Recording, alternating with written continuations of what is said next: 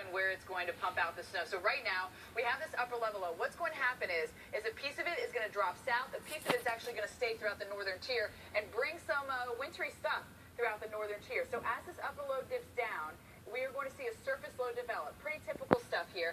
This surface low is actually going to throw moisture on top of the cold air. So what that means is we are going to see snow. And where we have that deeper layer of cold air, we will get the snow. Otherwise, some of you are going to get some freezing rain out of this. Now, ahead of it, we get the severe weather.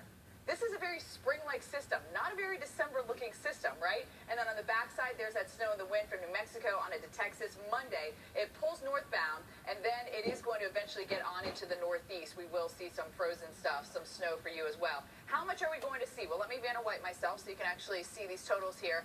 Basically, a big area of 12 to 18. Some places are going to be locally higher. Of course, they're into the Rockies.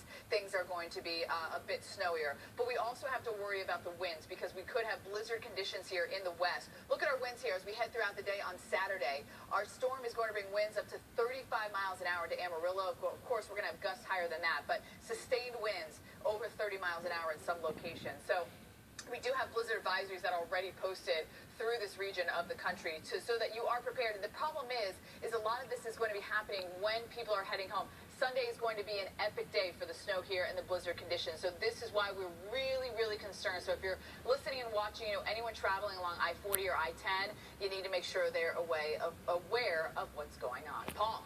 Let's talk about the west side of this Christmas morning. Tickets to downtown Main Street in Park City. You know who took me there? Our girl, Kaylin Richardson. Oh.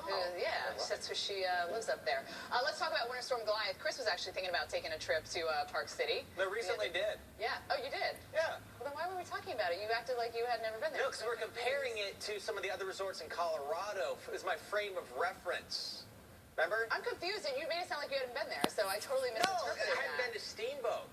Oh, hadn't been to Steamboat. That's where you hadn't been. Okay. Right, but my frame of reference was Park City. How do you compare it to that? And that's... All right, good. Well, maybe you want to go skiing. Goliath is going to provide some of that. There are ski resorts, by the way, northern Arizona on into New Mexico, Colorado, obvi.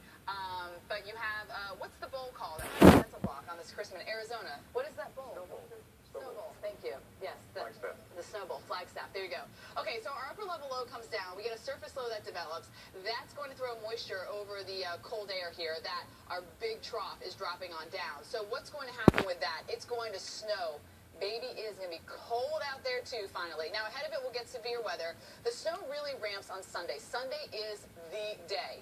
Yes, Saturday we'll see some snow. Yes, Monday it'll still be pretty bad, but Sunday's the day that we're concerned about blizzard conditions here, and of course, right when everyone's traveling home.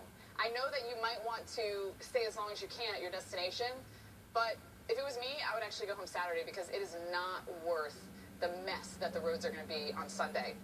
If you can even get on the roads, because we can have blizzard conditions. You might not be able to see anything. The winds are going to be, 30, 40 miles an hour, gusting even higher than that here. Visibility is going to be very limited. I mean, that is impressive stuff. More of what we should be seeing, though, this time of year, right? Even though we will